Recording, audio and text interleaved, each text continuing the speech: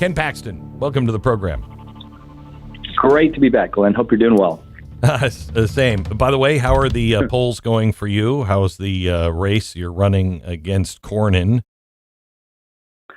Well, it's going well. I mean, the numbers, every poll I've seen, even polls I haven't done, have me way up. My own polls have me up 25 points. And I just continue to do the same job I've done over the last 11 years. And he's obviously changed his focus from being what he was to being a all-in Trump guy for the last few months. It's a miracle. He's a converted guy. I know. Okay, so Ken, let's talk a little bit about gerrymandering and what is happening here in the state of Texas. Go ahead. No, you go ahead and ask the question. I should wait at least for the question. Yeah, the Democrats don't like the fact that the Republicans are going to do some gerrymandering here, which is done everywhere else. So they have left the state. This is the third time they've done it. So what is their plan? What should happen? And what are you, as the Attorney General and the governor, going to do about it? First of all, it's pretty ironic that they're going to Illinois, New York, and Massachusetts, three of the most liberal states, and some of the most gerrymandered states in the country. I think Illinois might be the most gerrymandered. If you look at Illinois and how it's drawn, I think 82% of the members of Congress are Democrats, whereas 48% of the population votes Republican. So it doesn't match up even closely. So they leave Texas with the Democrats, the 51, some of them go to Chicago, to a state that is completely gerrymandered. So it's really hypocritical in my view. What they're doing, as you've already mentioned in the prelude to talking to me. So the goal here is, I honestly would have locked them up when they were in the House. Texas House Speaker could have shut the doors and kept everybody in. We've done that. We did that back in 2003. And once the doors are locked, you can't get out. And you spend the night there and you vote. And they could have done that. They did not do that. So they let the cat out of the bag. The cat's gone. So now you either arrest them, which you're not going to get help from jurisdictions like Illinois, Boston, you're not going to get help, Massachusetts, or New York. So arresting them is not likely scenario until they come back. What has happened in the past is our governors have waited them out because ultimately many of them have to come back. They have jobs, they have families. They're not going to live in Illinois. It gets cold up there. New York's cold, Boston's cold. So they come back and we vote. And every time we've ultimately been successful.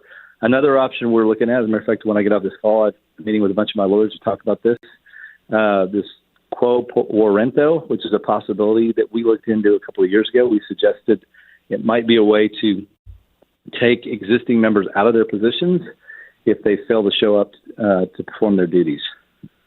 Now, you take them out of the positions, but then there has to be a special election. So you can't go right to vote, right?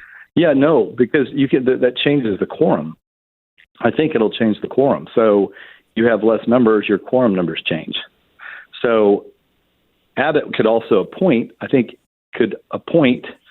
and at least until there's a special election, some of these might be appointed positions as well for a period of time.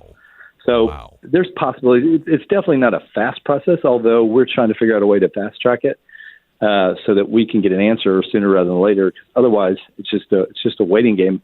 Either way, in the end, we know how this is going to turn out because Governor Abbott is not going to back down.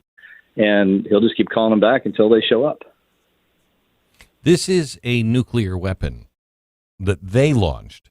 And all you're going to hear from the media is if you launch back, they're going to just say that you're using a nuclear weapon, you're destroying the republic, et cetera, et cetera.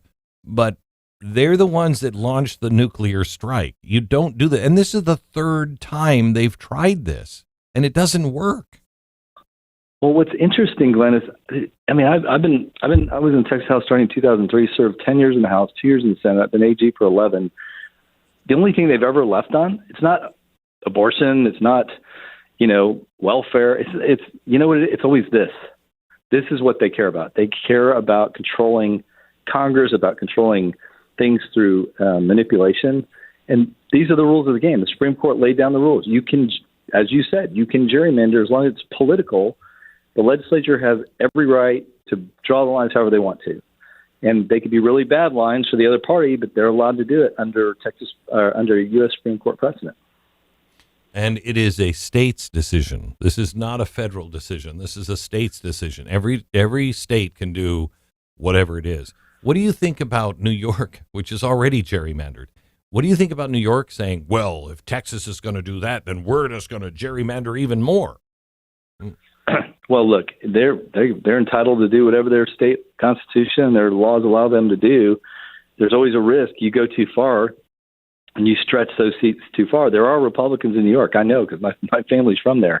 There are Republicans, and if you draw those seats too tightly, you can end up losing some of those down the road. I will. I'll tell you that the problem with gerrymandering, in my opinion, and the founders, both Jefferson and I think it was Adams and Jefferson wrote about this, and this is about 1820. So after gerrymandering had started.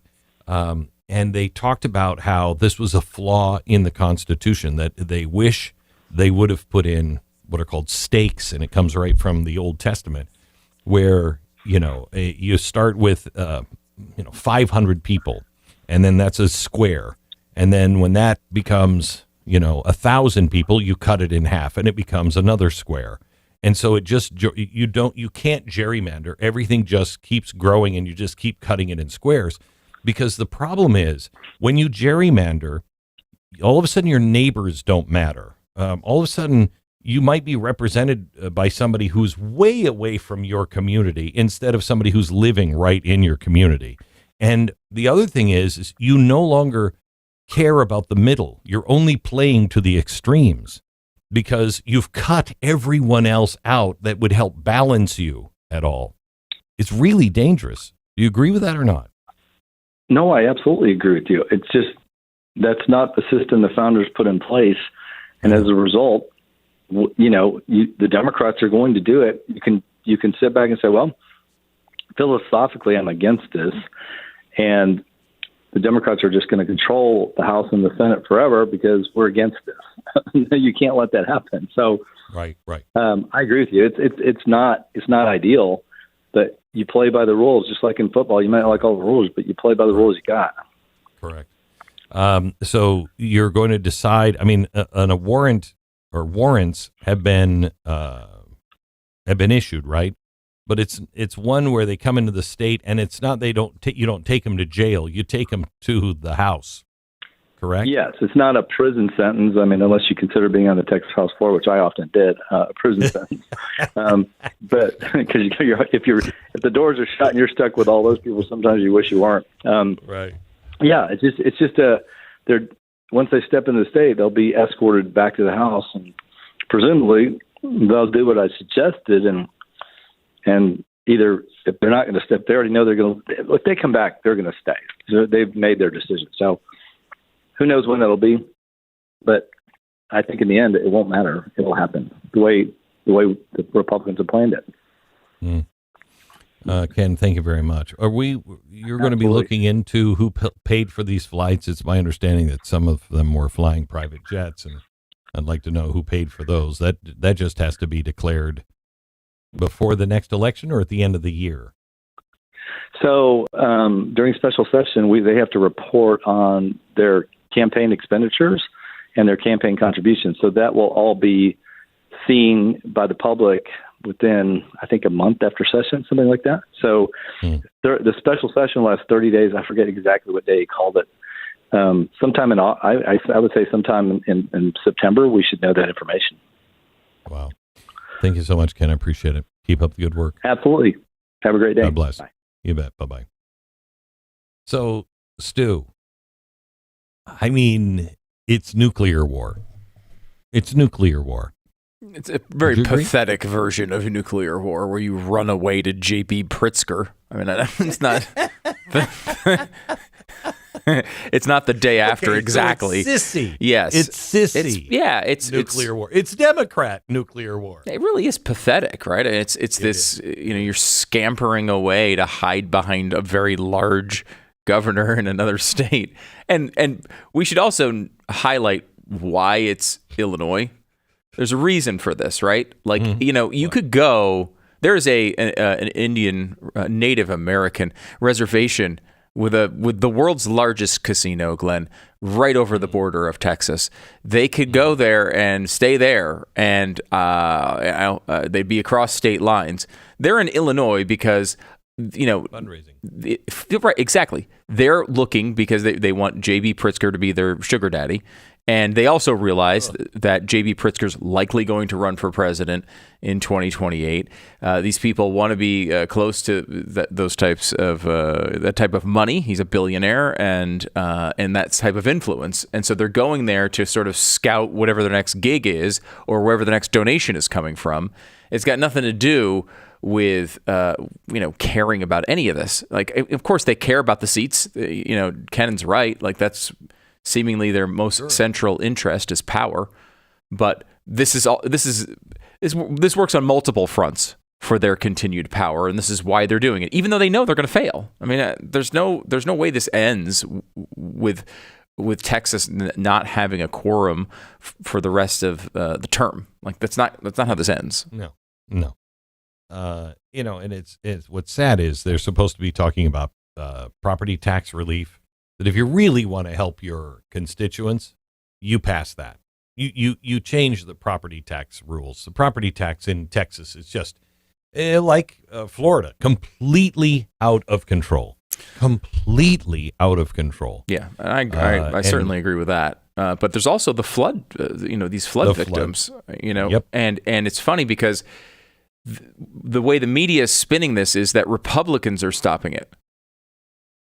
It's like, wait a minute. The Democrats are in another state. What do you mean Republicans are stopping the funding? They come back and then they can start talking about the funding for, yes, they're going to do the maps. That's going to be part of it. And that's going to happen either way. But this way would also get the money to, the people that need it in these flood zones. That is, and it's fascinating that the Republicans get the blame for that. Just like Israel's getting the blame for the starving hostages now.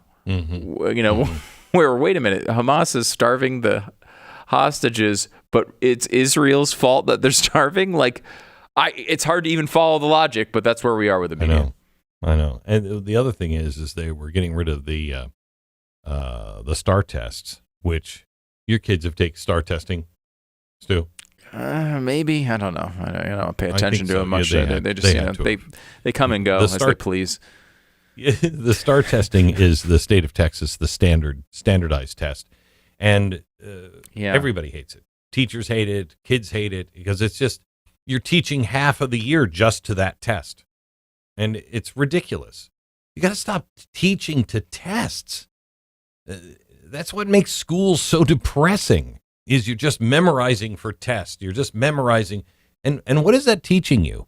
That's not teaching you how to think. That's teaching you what to think and how to answer questions on a test that you've memorized. It's ridiculous. I don't know why we do it, and that's another thing that is on the list. But the Democrats had to get out of town so they could, gosh darn it, so they could stand for their constituents.